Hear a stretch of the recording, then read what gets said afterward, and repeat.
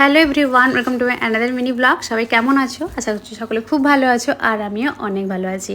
অনেক দিন পর কোনো মিনি ব্লগে ভয়েস ওভার করছি। তো যাই হোক, বাড়িতেই সকাল থেকে রান্নাবান্না তোড়জোড় শুরু হয়েছে, কারণ বাড়িতে একটা ছোট্ট করে স্বাদের অনুষ্ঠান ছিল। আর স্বাদটা হচ্ছে আমার এক ভাইয়ের বউয়ের। তো সেদিন আমরা পিসিমণির বাড়িতে গিয়েছিলাম, আর আজকে হচ্ছে এখানে। আর এখন তো প্রচণ্ড গরম, ওদের বাড়িটা একদম কাছেই, তাও এইটুকু হেঁটে আসতেই ওরা হাঁপিয়ে গেছে। যাই হোক, ও এখন একদম শাড়ি টাড়ি পরলোই না, ওকে এমনি মা জল খাবার দিল। তো তারপর ভাবলাম যে যখন লাঞ্চ হবে তখন ওকে ভালো করে রেডি করে দিব।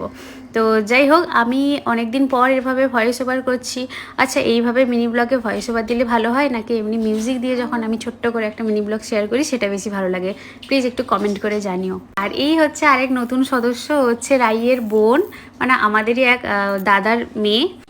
ও একদম প্রথমবার এলো, ওকে আমি ফার্স্ট টাইমই দেখলাম, ভীষণ কিউট। তো যাই হোক, এদিকে আমাদের রান্না বান্নাও প্রায় কমপ্লিট। চিংড়ি মাছের মালাইকারি, অনেক রকমের ভাজা, আলু ভাজা, চাটনি, এটা ছিল ঝিঙে পোস্ত, তারপর ছিল ডাল, আর মাটনটা এখন রান্না হচ্ছিল। তো যাই হোক, তার ফাঁকেই আমি সবার জন্য একটু রিফ্রেশ ড্রিঙ্ক বানালাম। তো যাই হোক, এখানে যে রান্না করছিল তার সব থেকে বেশি গরম লাগছে, তার জন্য ফার্স্ট আমি তাকেই দিলাম।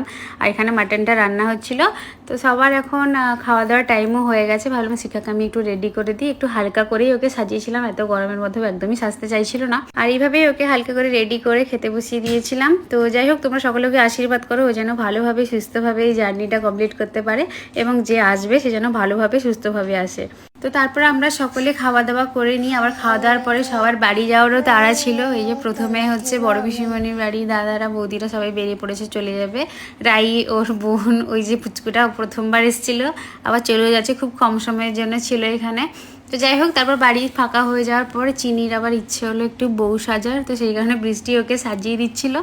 তো যাই হোক, চলো আজকের এই ছোট্ট মিনি ব্লগটা তোমাদের কেমন লাগলো কমেন্টে জানিও। আর যদি কেউ ইউটিউব থেকে দেখে থাকো, প্লিজ চ্যানেলটাকে সাবস্ক্রাইব করে রেখো। তো চলো, আসছি নতুন নতুন মিনি ব্লগ নিয়ে। সবাই খুব ভালো থেকো, টাটা।